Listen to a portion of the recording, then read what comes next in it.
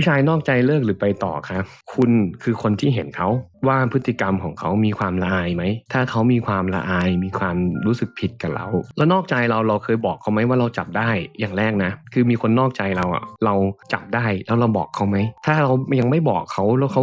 ระเหยอยู่แสดงว่าเขายังไม่ได้สติเขาก็จะทำอย่างนั้นไปเรื่อยๆแต่ถ้าคุณบอกว่าฉันจับได้นะว่าเธอกำลังทำผิดกับฉันรับไม่ได้แล้วเขาบอกว่าเขาขอโทษเขาจะเลิกเขาจะไม่ได้เลิกกับคุณนะหมายว่าเลิกที่จะทำพฤติกรรมไม่ดีกับคุณอันนี้คุณจะให้อภัยเขาอ่ะคุณก็ดูที่เจตนาตรงนั้นหรือความตั้งใจของเขาว่าเขาอยากจะอยู่กับคุณแล้วแก้ไขสิ่งที่ผิดพลาดไหมคุณค่อยให้แต่ถ้าคุณรู้สึกว่าคุณพูดไปแล้วเขาเพิกเฉยต่อคุณไปเลยคนเราเนี่ยมาอยู่ด้วยกันเนี่ยเป็นแฟนกันเนี่ยมาคบกันเนี่ยมันไม่ได้เกี่ยวอะไรกับสถานะอะไรขนาดนั้นนะทุกคนแต่มันคือความสบายใจครับมันคือความสุขของเราที่อยากจะมาอยู่ใกล้ๆกันมาเติมเต็มให้กันมาแชร์เรื่องราวด้วยกันทำให้เรารู้สึกว่ามันเป็นบ้านของกันและกันของหัวใจ